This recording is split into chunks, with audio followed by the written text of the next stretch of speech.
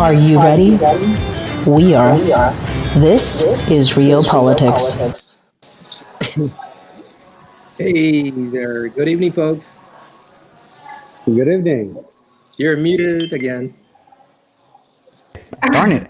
I muted myself because during the thing you unmuted me and I needed to cough, so I muted myself and I forgot I muted myself. Okay, guys, here we are at Real Politics.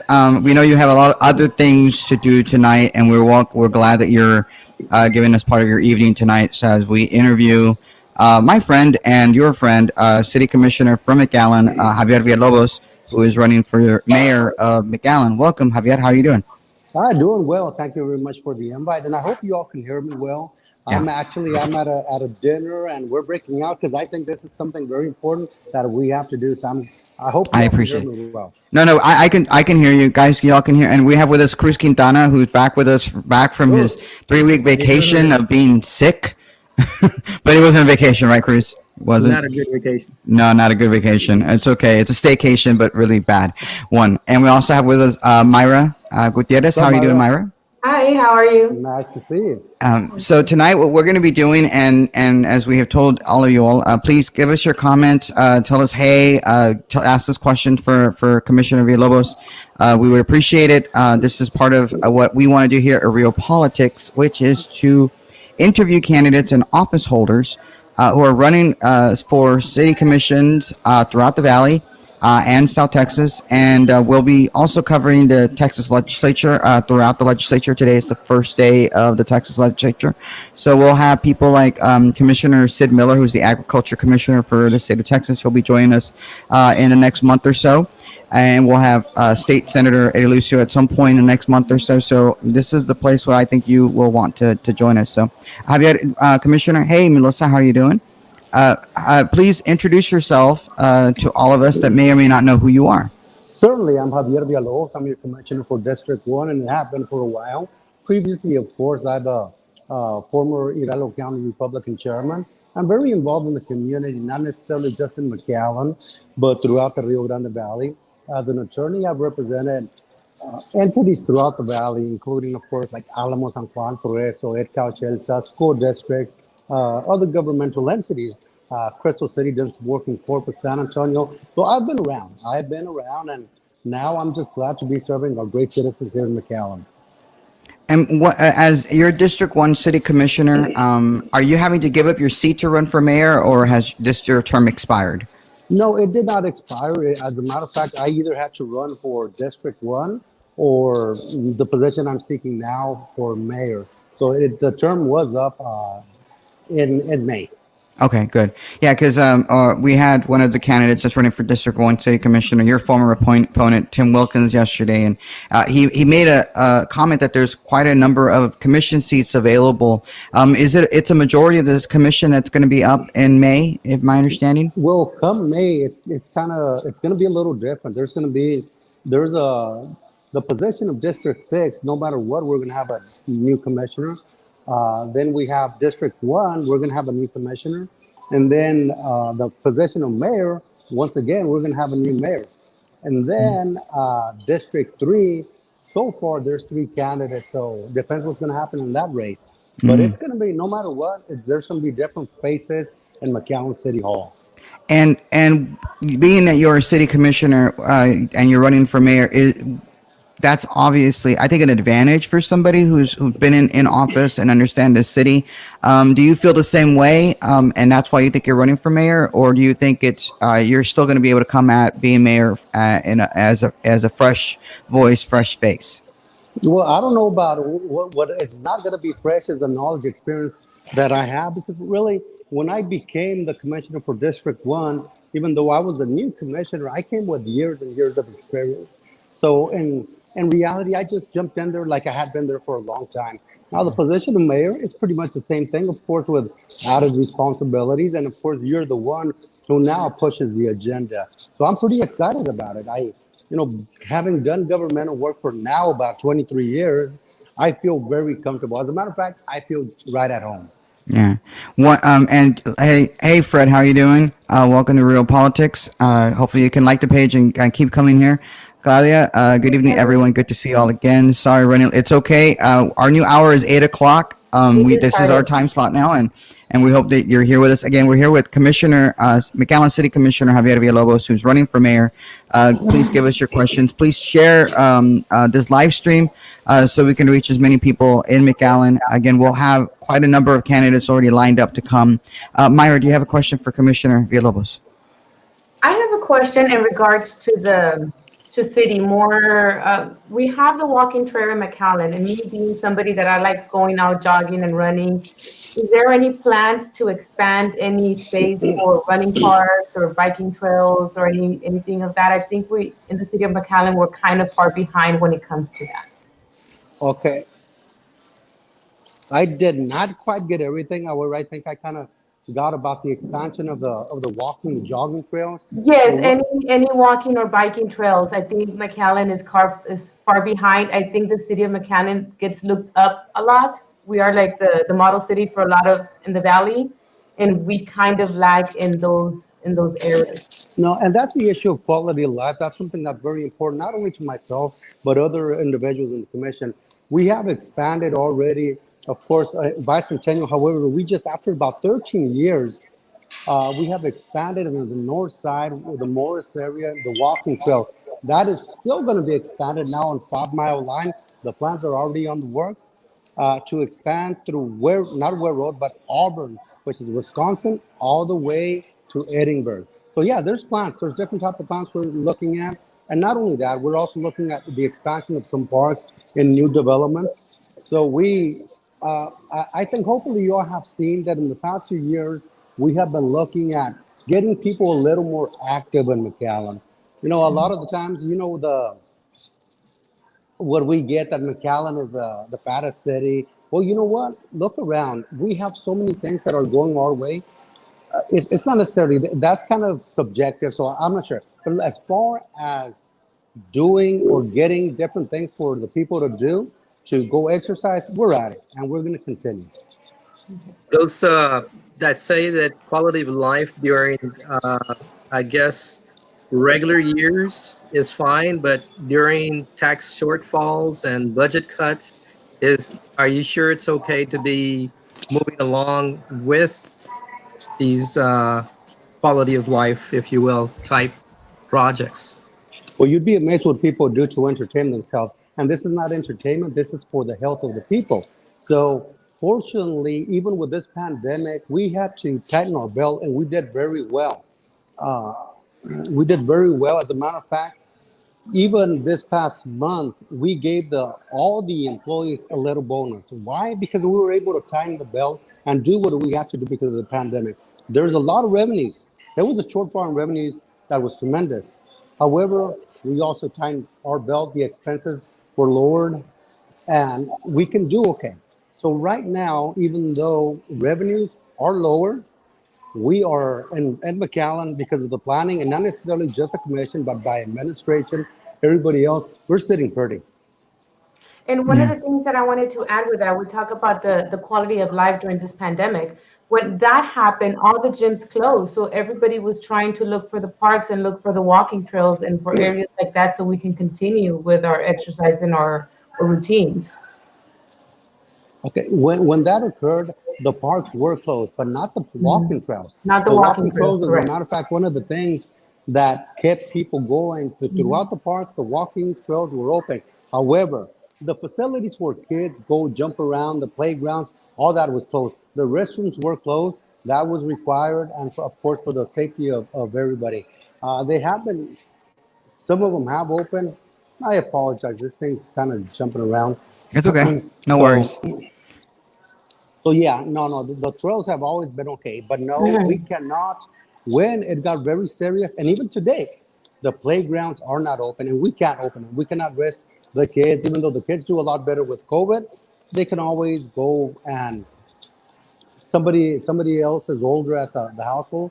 They can go get them in trouble. So no, that will stay the way it is. We're also Real Politics is also on YouTube as well as Facebook. We're streaming live, so please, if you are watching us on YouTube, please share our stream. We'd like to have as many people from McAllen watch us on YouTube or on Facebook. Doug from Aflac has this question for you, Commissioner. As mayor, will you seek to create any new relationships with other nearby cities, or will you seek to make McAllen a more independent entity on its own? The way to go is to have a regional approach. If you look at what we've done, as a matter of fact, we have just joined with Harlingen and Cameron County, our entities together to be able to attract more federal funds for our infrastructure, for our roads, for our highways. That's the way to go. It has to be a regional approach. Now, sometimes people think every city is independent. It is true. However, look what we have done or has already been done with the international bridges. Hidalgo is Hidalgo and McAllen. And then you go to Ansalduas, Hidalgo, the city of McAllen, the city of Mission, Granjeno. Everybody can partner up and do what's better for their communities and really as the region itself. We cannot say, look, McAllen is it and that's it. Let me give you an example. 60% of the workforce from McAllen does not live in McAllen. They live outside of McAllen. They come in, they work, they spend their dollars, they produce, they go back. So we need them and they need us. It cannot be, we are not isolated. It's a team, really, it's a team effort. Yeah. Commissioner, as District One City Commissioner, what were the one thing that you did specifically that you think that you benefited District One that shows your willingness to be even a better member of the City So Commission as it's mayor? kind of hard to say one, but one of them, first of all, it was once again a team effort to be able to do what we did with the finances during this pandemic. That is, to me, actually, it's commendable for the whole commission, for the administration. But personally, one of the things for North McAllen, which is District One, and I fought and I fought and I fought till it happened, was the opening of the intersect between Maine and Auburn. Doesn't seem very important. It's only maybe less than half a mile. You wouldn't believe how it alleviated traffic.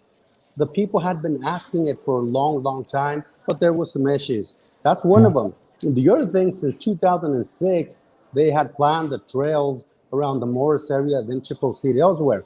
Since 2006, it hadn't happened.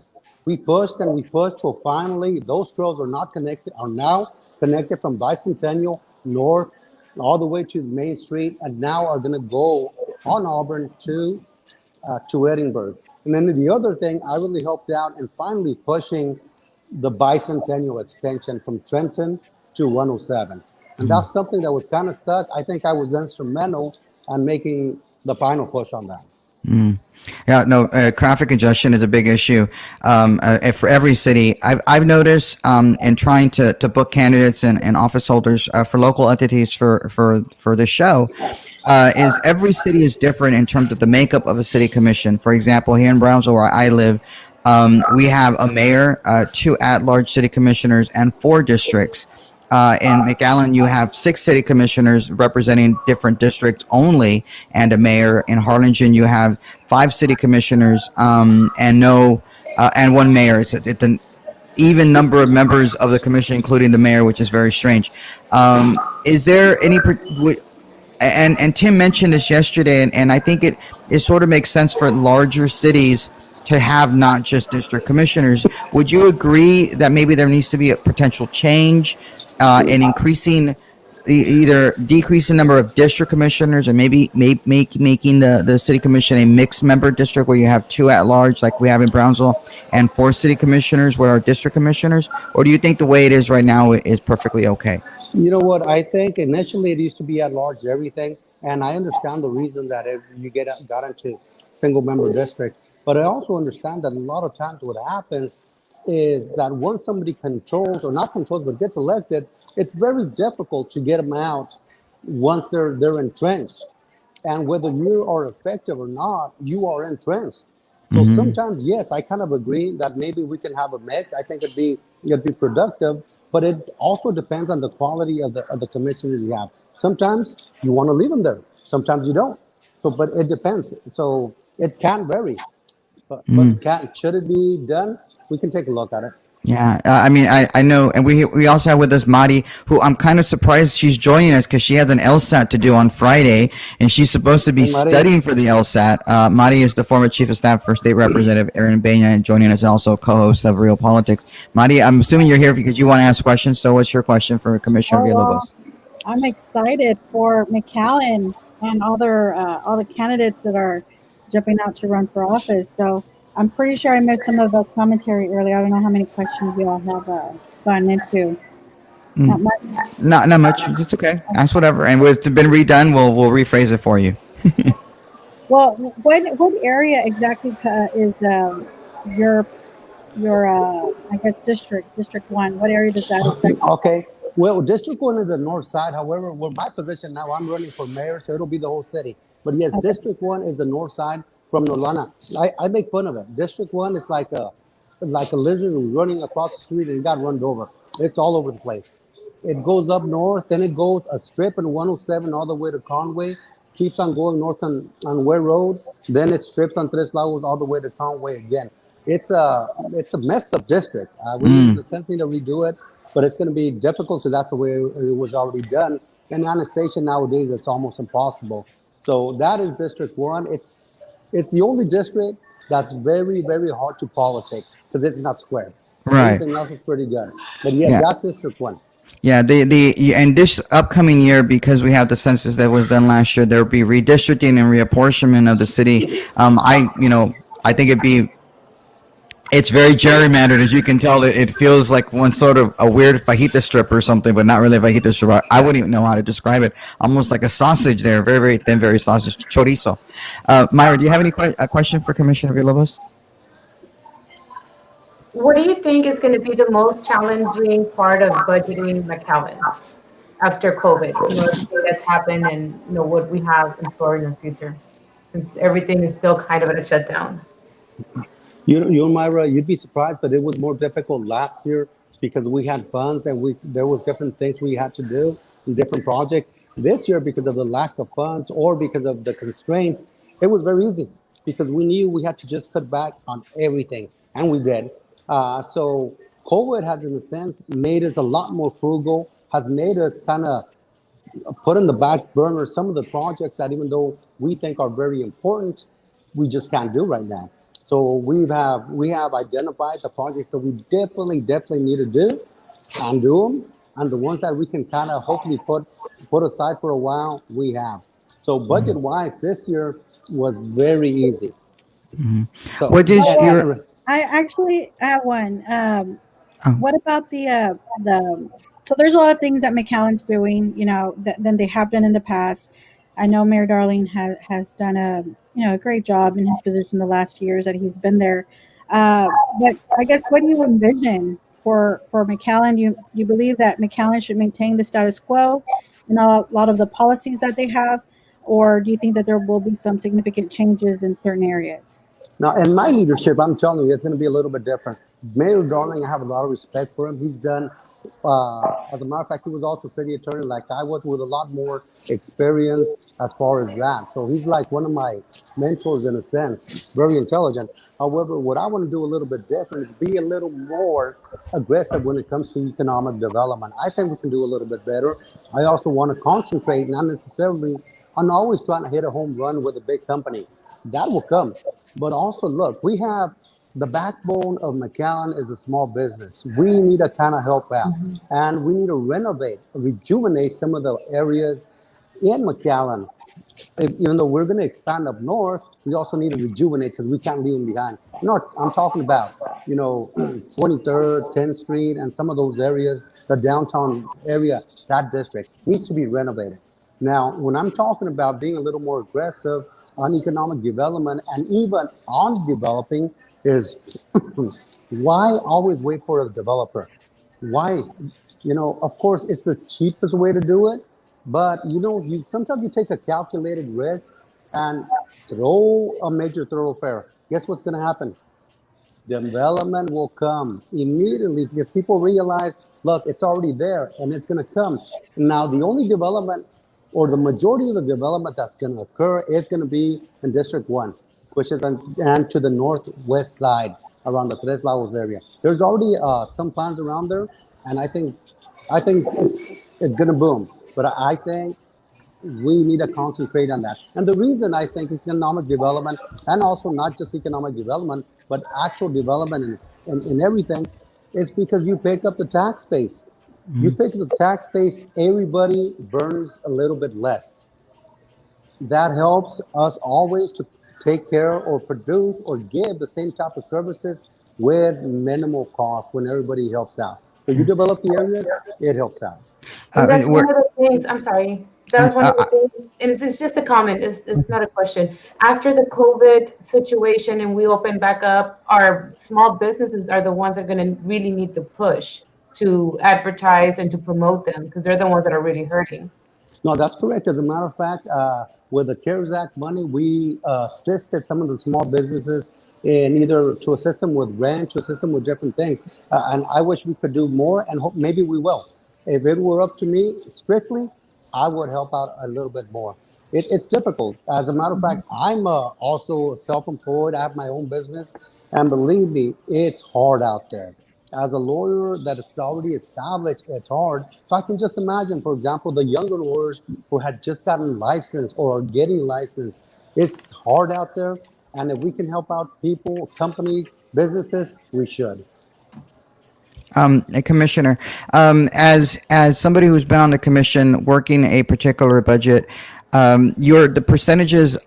Many cities, the large percentage of their budget is done for public safety, which would include EMS, fire, and the police department. What is your feeling? This is a very very hyper political question. What's your feelings on defunding the police? Or more specifically, lowering the amount of money spent by the city for public safety there in McAllen. I think one of the highest expenses that we have is public safety, and whether it's political or not, I've always said, and I always will make the hard decisions at the time that they have to be made. And if that were to ever come to the commission, I can assure you, my position is going to be no. When something happens, who do you call? You call the man in blue. You call them because you need them and you need them there, and you need them to be as effective as they can be. Now, I understand a lot of the issues other places may have. Well, we don't have a lot of the issues other places have. No, so no, we need to fund our PD, our law enforcement, our fire department as best as we can, and to be able to give them what they need to provide the services that they do. We're with here Real Politics. We're here with City Commissioner Javier Villalobos, who's running for mayor of McAllen. He's been in there, what, 4 years, I want to say, or 6 years? How long have you been city And commissioner? actually, I've been there about 3 years. 3 years. Okay. Your terms are 4 years or every 3 years, or how Correct. does every? It's every 4 years. I ran on the unexpired term of our Oh, that's now right. county judge, Cortez. Yeah, that's right. I don't remember the timeline of what had happened. I'm really bad at that. So we're here with Commissioner Villalobos. If you have any questions for Commissioner Villalobos, please have included in comments, and we'll be happy to answer them or ask them for you. We're going to have one of your opponents on sometime next week. You have, I think, 4 opponents, potentially 3 or 4 opponents in this particular race. Chances are it's going to be 4. 4. And what do you feel is going to be your strategy to be able to show that you're the better person running for mayor of the 4 people that are running potentially? Well, I can't say I'm the better person. What I can say, I am the most qualified, because it's kind of like a case, like a family case. What's in the best interest of the child when it's a family case? Well, here it's what's in the best interest of the city of McAllen. It's not, to me, it's not, okay, well, I've lived here for 20 years, for 30 years, when my family's been here for 100 years. The issue to me is who has the knowledge, the experience, the skills to run the city, to make the tough decisions when they have to be, and to understand the legalities, which is a lot of the times is the issue, and budget-wise. I was an accountant before I was a lawyer. And I'm conservative. And that's, to me, that's the way a city should be run. I mean, you can ask me about ordinances, resolutions, economic development corporations, 380 agreements, TERS, HIDs. You ask me whatever you need to ask me regarding a governmental entity, specifically a city, I've done it. So, and that's why I say, okay, what do you want? Somebody that's, has been around, or somebody that knows? Open up. Anybody has a question? If not, I'm going to ask. Okay, you were talking about development on the northwest side. What are the plans to, I guess, coordinate traffic, widen streets to be able to get to the northwest side? Honestly, right now, it takes me over 30 minutes to get from the south side to the northwest side, so I avoid the northwest side if at all possible. It's just too crazy and slow to get up there. Sure. As a matter of fact, I think, well, first of all, Bicentennial is on the way. Hopefully, my understanding is I think we will open Bicentennial all the way to 107 sometime in August. 29th Street is already open all the way to 107. Ware Road, but of course, Ware Road is not our responsibility. We assist wherever we can. But Ware Road has developed, and it will continue developing up north. They're going to skip a certain area and go to the Tres Lagos area, finish over there, and then come back. And the reason they do that is so that they do not have to burn the same area for a very long time. Things are moving. Sometimes I understand government, it may be a little slow, but they are moving. Do you think, since we're talking about roads, would you be in favor in supporting toll roads if that resolution were to ever come to you?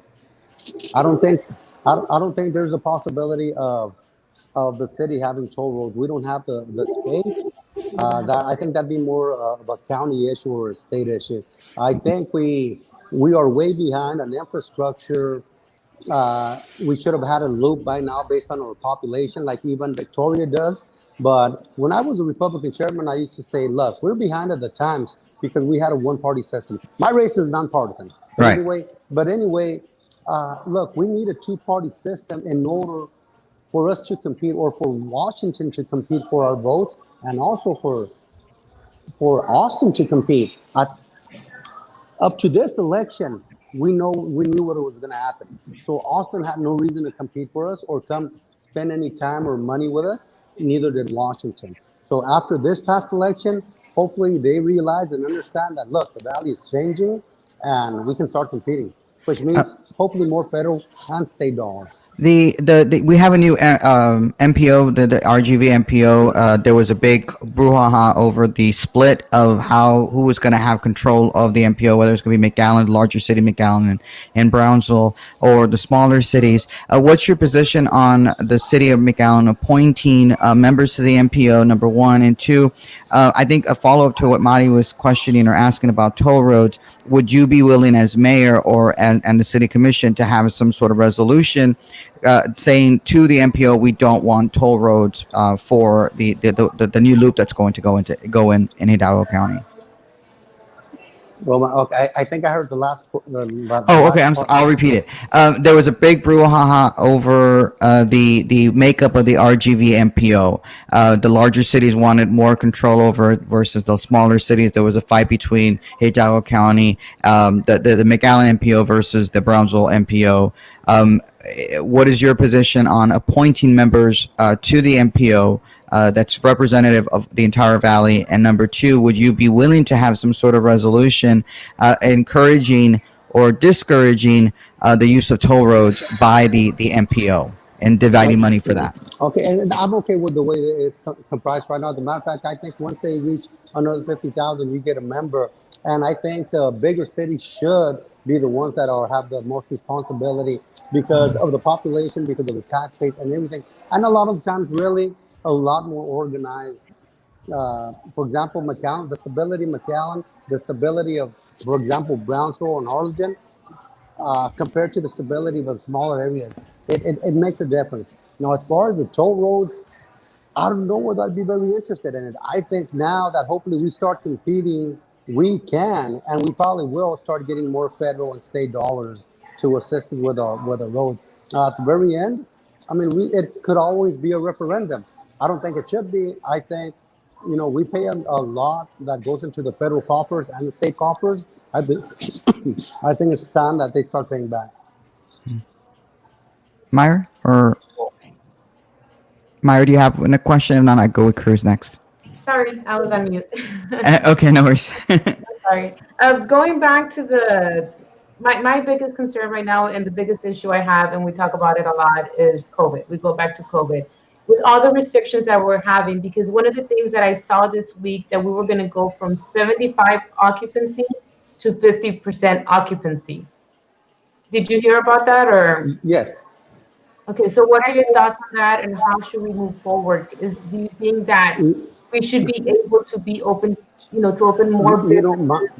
My thoughts is that I hope they can speed up the vaccination for everybody here in the valley and everywhere else. I mean, I understand. I'm a lawyer, but I also have different businesses that are being affected, but by that from 70 to 50%. So, do I like it? I do not like it.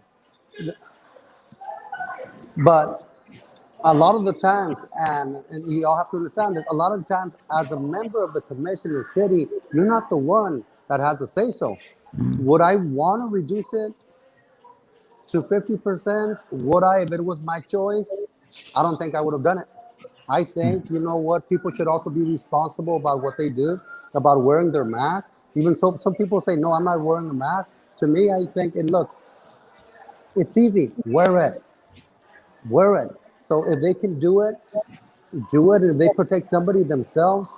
But as a conservative, I don't like a lot of the times to be told, do this, do that.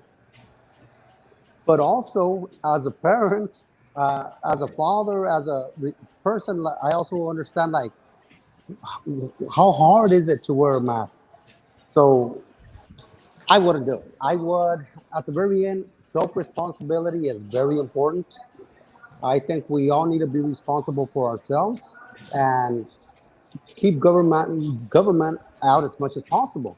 Even though sometimes they need to come, for example, way in the beginning with the restrictions and everything. So that's a very hard question. Because you can go either way, but that's how I feel. We'll ask this question from Fred, and then afterwards we'll get ready for rapid fire questions. So those of you that are watching with us, if you want to submit your rapid fire questions, next we'll go after this question. Fred is asking, any areas on local government that you think can be cut right now? Areas of local government? that can be cut? Departments, any spending cuts that you think that can be done? I'm assuming that's what Eric is asking. You know what? Sometimes people say about why do you have your own tax collections? That's one of them. But I mean, we do great, so there's no reason to. What happens when you do have to cut? Usually, what gets cut first is quality of life issues, parks, trails, and that sort. Because what you're always going to need is the water, drainage, sewer, fire, police. So I don't think there's anything we need to cut. As a matter of fact, if we need to reduce, we can reduce. But as far as cut the services to our citizens in any department or any aspect, I say no. Yeah. Tomorrow, not tomorrow. We will not be having an 8 o'clock show as usual. Wednesdays we don't. On Thursday, our guests on 8 p.m. on our 8 o'clock hour will be Debbie D'Souza, the wife and spouse of Dinesh D'Souza. She'll be joining us on Thursday. So we look forward to that. This is about the time where we do a rapid fire questions, which are just really silly questions, but they tell us, I think, a little bit about you, Javier. So they're just gonna be whatever comes off. Whatever you think. And I'll keep my finger here so I can try and hear you guys. Okay, good. My first question: Shipley's or Krispy Kreme? Krispy Kreme. Okay. Favorite donut at Krispy Kreme and why? Real quick, and answer why quick. Favorite donut at Krispy Kreme? Favorite donut at Krispy Kreme? Regular, because I'm basic. Okay. Favorite local restaurant in McAllen? Favorite local restaurant? Sheesh. That's a hard one because there's so many. I'm out every day, so I can't say a favorite one. Okay. All right. The favorite chain restaurant in McAllen, because you have so many good chain restaurants there in McAllen. You know what? I love Longhorns. It's close to my house. Okay, Longhorn. That's a good one. Maddie, you have one? I was gonna say Big Red or Dr. Pepper. Ooh. Dr. Pepper. Okay. And anybody else? Maddie, Cruz? Whataburger or taco? Whataburger all the time, especially at 3 a.m. Okay, what's your go-to combo at 3 a.m. at Whataburger? What's your go-to combo at Whataburger? Number one. Number one. Grilled onions, grilled jalapenos, mustard, and mayonnaise. Okay, all right. Oh my God, I haven't memorized. That's good. You should. Myra? Myra, you have one? Country or rock? Country or rock? Geez, both. That one really both. It depends what mood I'm in. In the morning, it's going to be probably rock. Later on, country. Okay. Go. George Strait or I Garth wake Brooks? up and when I shower, I want to get into it. George Strait or Garth Brooks? George. All right, good. That's a good Even though Texas I love answer. Garth, even though I love Garth too.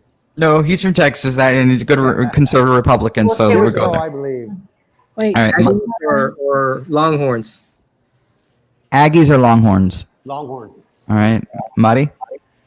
Kanye West or Tupac? Neither. Give me some country. Do you think Kanye's marriage to Kim Kardashian can be saved? I hope not. Better off. Okay. Okay. The war between Taylor Swift or Katy Perry? Oh, that's a hard one. See, this one can't be fast. I got to think. Okay, no worries. There's something about Taylor Swift. Taylor Swift. Okay, all right. Anybody else? If guys, and you're commenting, please feel free to give us your rapid fire. For some reason, people don't want to do rapid fire today, which is okay, I guess. I'm gonna ask you. Neither got my vote. Awesome, good job. Zach Andrews usually asks this question. We didn't ask this question yesterday, but cake or pie? Cake or pie? If there's ice cream, cake. If there's no ice cream, I'll take pie. Oh, okay. Wow. Isn't it the opposite? Pies with ice cream? Ice cream with pie and You're very, very. That is true. I never thought of it. Okay, vanilla or chocolate? Neither one. Neither. I'll take a German chocolate. Oh, okay. All right. Yeah, Not bad. that's the Not bad. best. Well, that's rapid fire. We'll hopefully we'll do another rapid fire again when you come back on when you get closer to the election. What we want to do is potentially have you on again, like we are with Tim. And I know you need to leave early, which is why I wanted to do rapid fire a little bit earlier than usual, because I don't want to keep you. And so we'll have you on again hopefully soon. We would be willing to do a forum or debate between you and your fellow opponents. Would you be willing to come on and we do it? Hopefully everybody will agree to it. I would love to. Yeah, it'll be completely fair. We have the system to do it. We'll be, I know we can organize it. I've done debates many, many times. It's not going to be a favor to any one particular person. So hopefully the other candidates will be willing to do it. We did the same thing. We mentioned it to Tim and yesterday for District 1. We want to be helpful to you all, considering that the only person that can vote in your race and here is Myra. She's the only one who can do it. Everybody else has no say whatsoever, but we want McAllen to succeed because when McAllen succeeds, the value succeeds. But I don't know, that That's cake right. and ice cream kind of threw me off. That's crazy. The cake and ice cream threw me off. I don't know. No, but it depends. Monday, Wednesday, or Friday. What is it?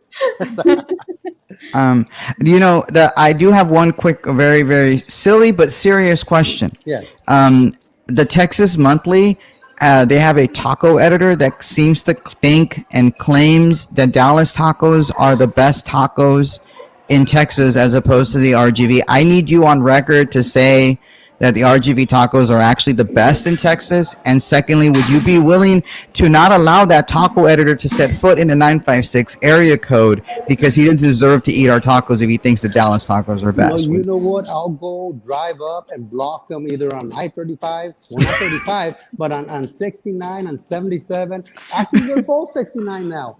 Or if we go this route, I-2. We'll block them.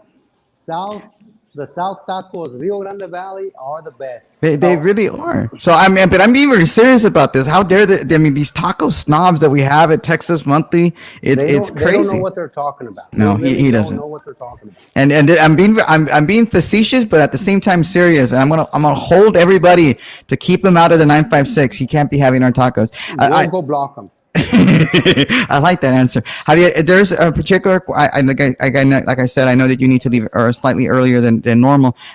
Is there anything that we didn't ask that you want to touch on right now before we have you on again? No, you all think of all the questions you'll want to, and the next time and we can do it more than once. It's up to you all. I really appreciate your time too. Yeah. It gives me a little bit of an opportunity to talk to different people that I may not reach. So thank you to the audience. And I'm ready whenever you all are. Yeah, and just share the video.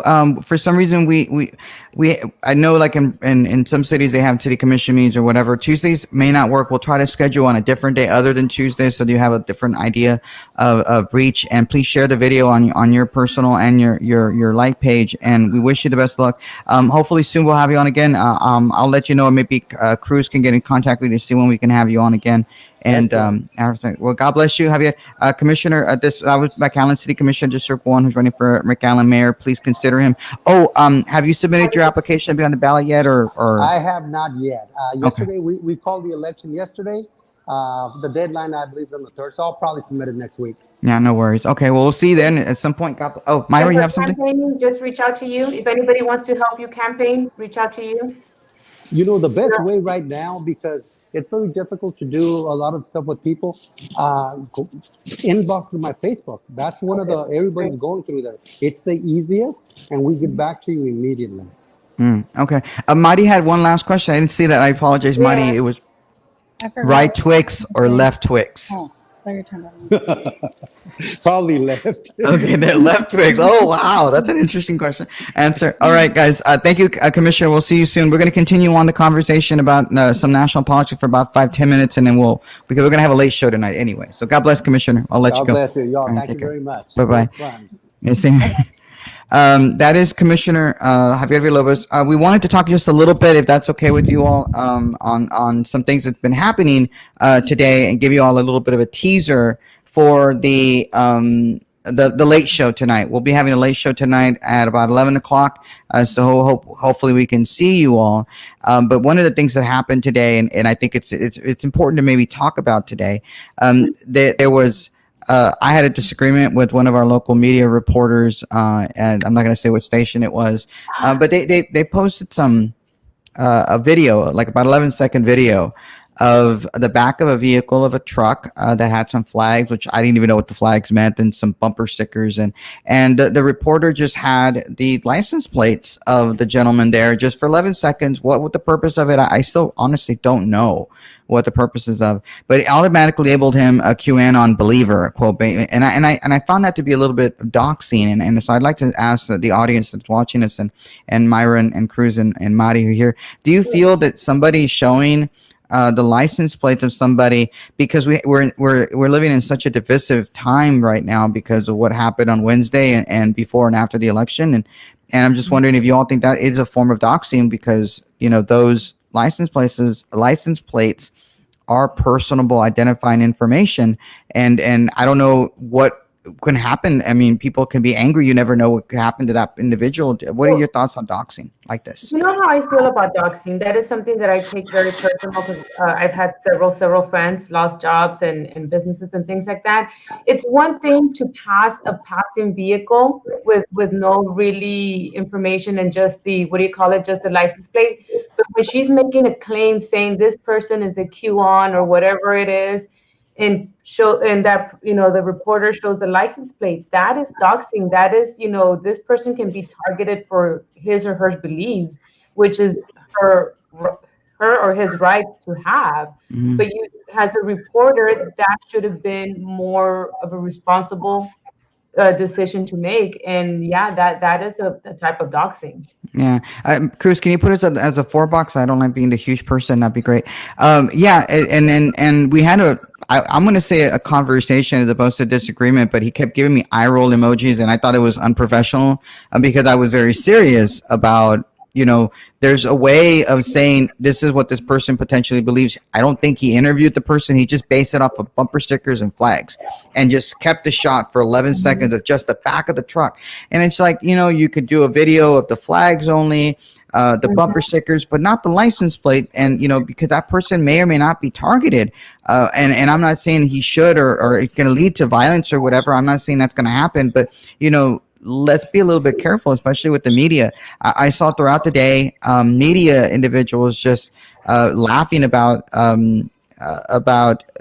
conservatives, I guess, or populists or nationalists or whoever was Trump supporters, not willing to be on record with media people because they said, you're never going to cover us the way they are. And like, no, and reporters sneering on Twitter, like, hey, we're covering you right now. Like, you don't even want to be interviewed. And what the media people don't see, and those, if you're watching this, any media people, you have to understand that we conservatives don't trust you. We just don't. Generally speaking, there's some reporters I do trust. I have a friendship with them. I converse with them. But generally speaking, where the conservatives are distrusting the media. We had a situation late last year with Hidalgo County GOP county chairwoman Adrian Pena Garza being interviewed, feeling that she was slighted in the interview. They sliced it to a point that she feels that it was wrongly done. And so if somebody in her position feeling this way, there's a lot of people who don't trust you. So there's a reason why they say you're not going to cover us, because they believe that you're not going to cover conservatives fairly, because we have way too many woke reporters that don't like conservatives. And so I'm curious what you all think. And those in the comments, please feel free to let us know what you think. Myra, Cruz, Madi, either one. Well, I I looked up the word doxing. So doxing really means if there's going to be, if there's a malicious intent. Now, I don't know what news station this was, nor the reporter, but I think that publishing someone's information in that fashion, if they thought that that could have some effect, that someone seeing it who has already a biased opinion of a group, especially if they're labeling them as QAnon supporters, then yeah, that would put that person's life in danger without knowing. And I think that begs the question as to, do we really live in a society where we can express our freedom? And, we really have freedom of expression, and the role that media plays. Media, as I've mentioned before, it is a tool. It's a resource. It's not the only, and it's not the prime source for people to be able to base or judge decisions on. But I think the media, as we all know, they're there to fulfill a purpose, and they have objectives and what they need to achieve.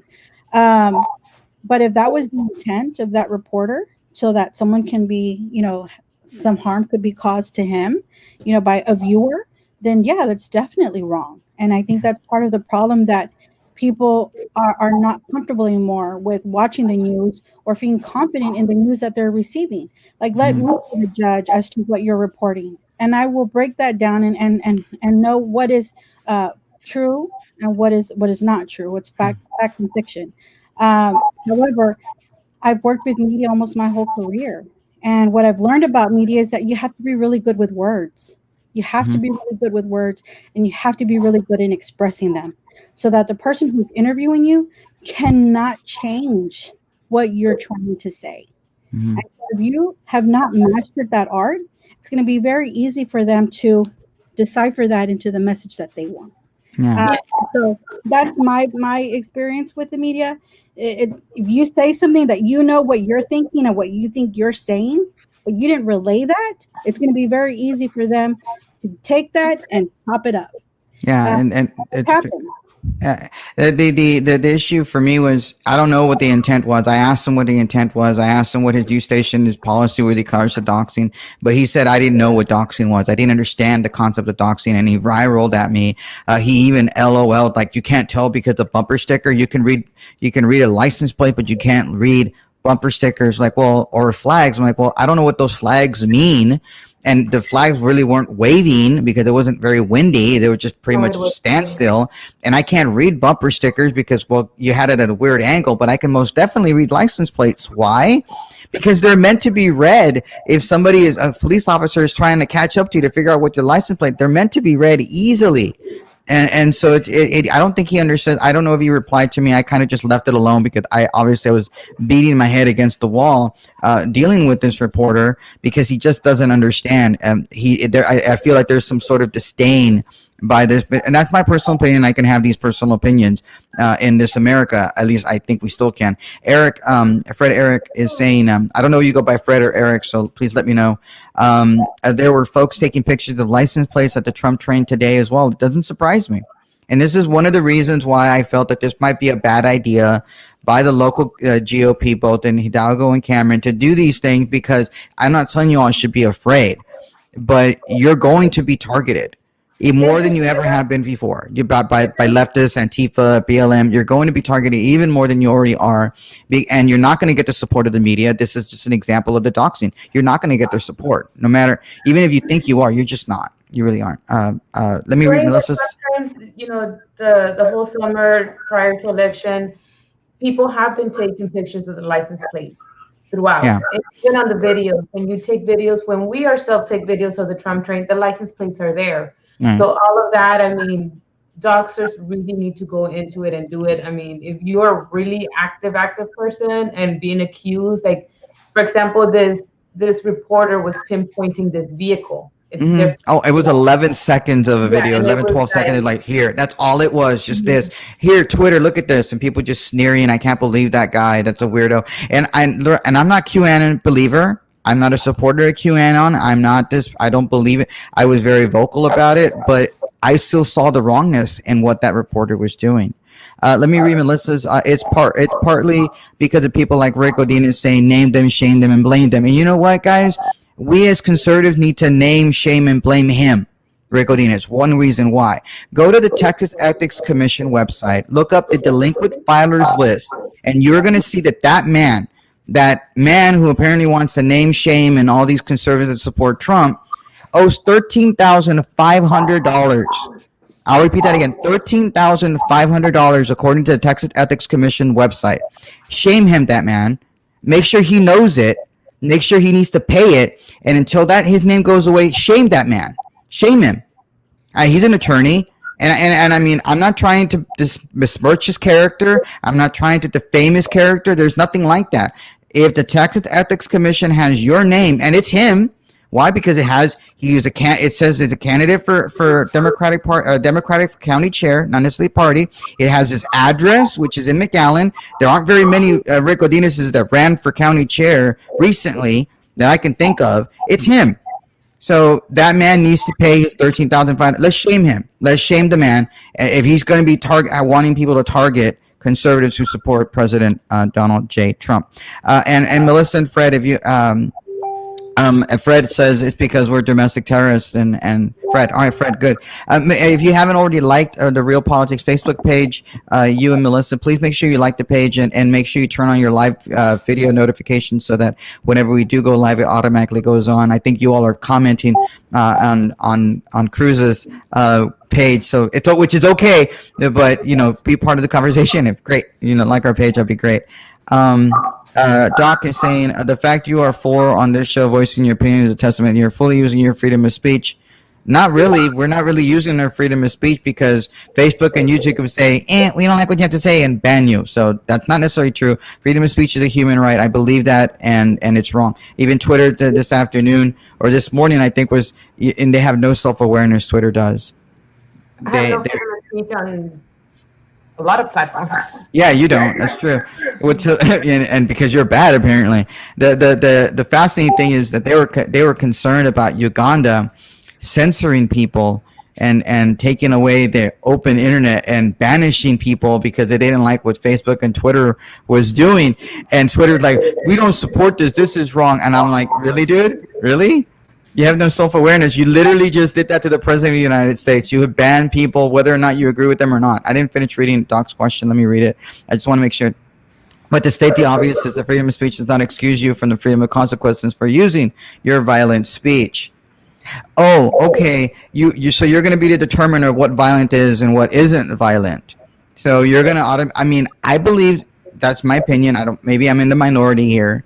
Believe that Donald Trump has some responsibility in what happened on Wednesday. But when you actually read what he said, was he actually inciting? There was a fascinating article.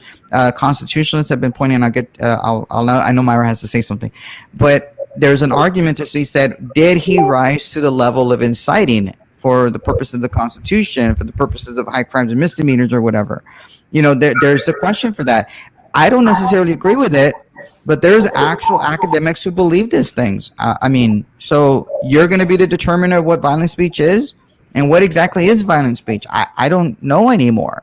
Is violent speech the support Kamala Harris, the vice president-elect, telling people that, hey, let's bail these domestic terrorists out over in Minnesota because they're in jail? Is that violent speech? I don't know anymore. I really don't. Myra? Okay, what's that music going?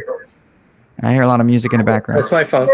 Okay. Talk about violent speech. When RGB died, Dr. Reza Aslan, who's a blue check on Twitter, he says, if they even try to replace RBG, we burn the entire fucking thing down.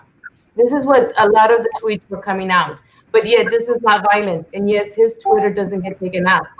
Yeah. But when Trump says the 75 million great American patriots who voted for me, America first, come to the Capitol, blah, blah, blah, blah. That is violence. That is hate speech. Yeah. It's very different. I don't use my real name or post personal information on FB anywhere because the leftist once threatened to contact my employer to inform them of my political philosophy. So no, my name isn't really Eric. That makes sense. Yeah. So when I go on my LinkedIn, I don't have any information. I always put upon request. I don't give out any of my employee information. It's very difficult. Yeah. Next. Doesn't it scare you that QAnon has so many supporters still? If you want to label me as a liberal, I do not approve of Antifa, but conservatives should disavow those far right, violent extremists if you ever want to meet in the middle. I disavow them. I do. In fact, if Doc, you're my Facebook friend. How many conservatives got mad at me because I voiced my opinion that I thought yesterday was a mistake, or earlier today was a mistake that I posted on Tuesday? I'm willing to meet in the middle, but then again, even those who meet in the middle get attacked. Yeah, they get attacked. Okay. Yeah, I agree with Mr. Vega. I agree with what he's saying. I know who QAnon is, and I know everything that's been evolving this last couple of weeks. But I guess this is where everybody's different. This is where everybody's different, and different in the sense that everyone has different passions, and how they address those and how they move those. It will guide the narrative. Now, I'm a conservative in Hidalgo County that I don't agree a lot with my conservative counterparts. I really don't. Some might consider me the outsider, that I'm not really a conservative. I have yet to be called a rhino. But if they did, it doesn't matter. Because at the end of the day, if we stick to what principles are and we stick to what the conservative message is, Some of what's been happening right now in our country isn't conservatism at all. Mm. So for me individually, and I can only speak for myself, I did not like what I saw in DC and what happened in the Yeah, me last too. couple of days. I agree. That's not something that I am proud of. That isn't something that I want everyone to see as that is something that I support. It is not, because that is our country. That is a symbol of our country and the strength that we have. What those individuals have done and shown the rest of the world is that we possibly could be a weak country, and they already know where they can attack us and how they can, if they really wanted to, which most countries would want to come and invade our country or destroy us, because that's been happening for centuries or decades. This was a perfect opportunity for them to know where our weaknesses are. And Yeah. I think that we can say that we want to come and meet in the middle. We can say, all the things that we want. But at the end of the day, as an individual and as a human being, a person, a citizen, I want for us to be able to have this dialogue that we're having, but our leaders should be able to reflect that. I don't think that the messaging that our leaders have been doing has been effective in reaching individuals like not like you and us, but others. Because apparently the messages that have been going out by our leaders is that it is okay to disagree with someone like me and that their opinion is far more important than mine. Yeah. That is where I find that where will we come? Where will we come as a country and as citizens who are rational individuals? Where are we going to come and meet in the middle? Where is this compromise that we're going to get? When are we going to get there? The leaders that we have in office cannot do that. I've been thinking today, what is the whole purpose of Democrats calling for the 25th Amendment? Joe Biden has won.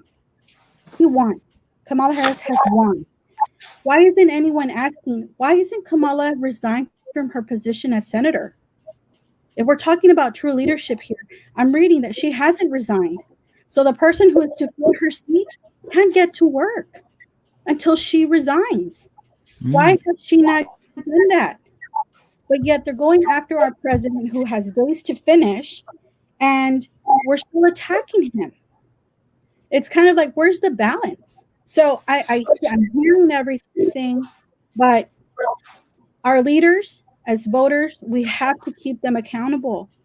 Not accountable where I'm going to get in your face, because apparently these days people think it's okay to get in people's faces, whether in person or virtually. That's not acceptable. It isn't. We have to have a time where we can speak and share a difference, and how can we come to a common ground? Where can we come to the center? Yeah, I have a question for Juan Carlos. What channels is he looking at QAnon as scary? I've off and on watched and looked at QAnon videos. He's harmless at best, and I'm talking about the messenger QAnon. They're harmless at best, and at worst, he raises the hopes of many conservatives, and a message lets them down. So the only harm being done is to conservatives and their hopes of clearing things up. Well, I mean, I don't know of any violent message at all. I don't agree with that, honestly. I just don't. I think some of the stuff that the Q or whatever writes is just all sort of conspiracy theory stuff that make no sense whatsoever. Theories, but it's just stories. But he's not inciting violence. Yeah, well, people are interpreting like, oh, we're not getting what we want to do, what we're supposed to get. To the person, that person is responsible for their own Oh actions. yeah, no, and I'm there. I'm there with you. I'm there with you. What did I miss? Harris told the rapist she was proud of him. She can go home with that. Yeah, I don't know about that one. We are the right violent extremists. Apparently, everybody is now.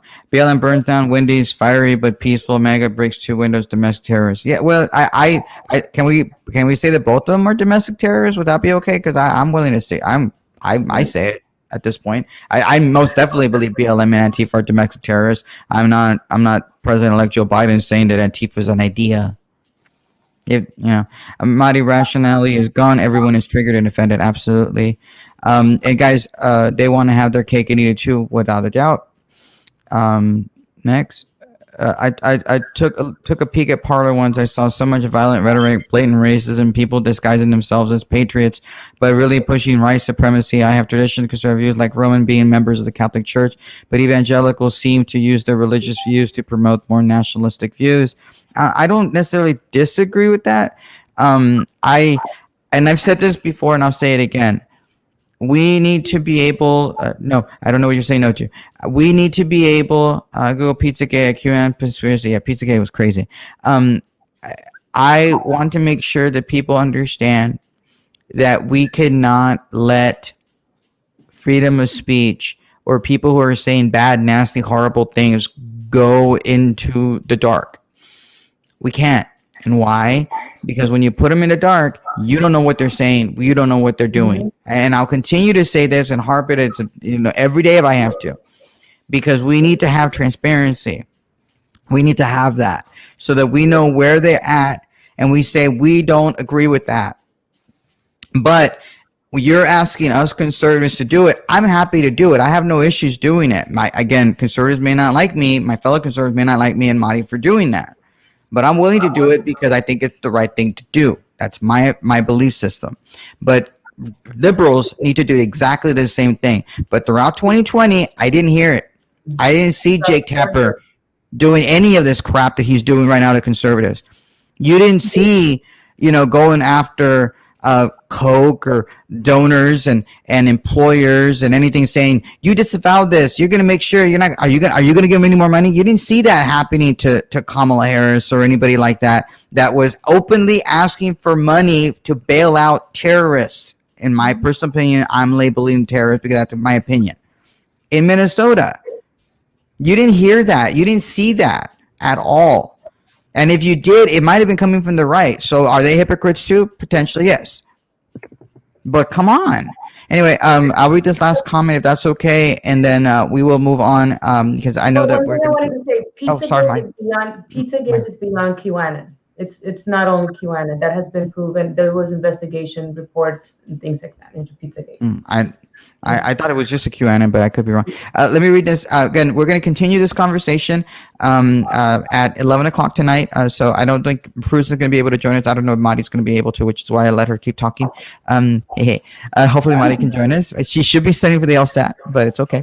There's documented proof that the Capitol raid was led by Antifa. Just because a few useful idiots followed the riot doesn't mean Trump supporters domestic terrorists.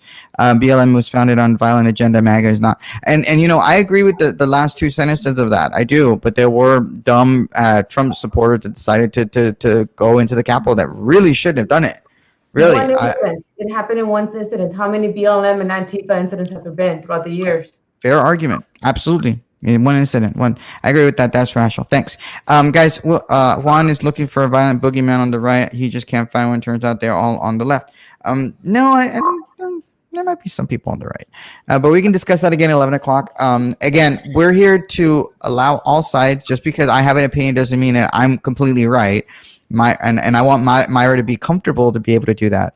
Please share. I would like to verify as well. Okay. So 11 o'clock tonight, we will see you all. God willing, and everybody be safe. Don't get into trouble in the next 2 hours, okay? Bye. Don't go riot. Yeah, don't go riot. Yeah.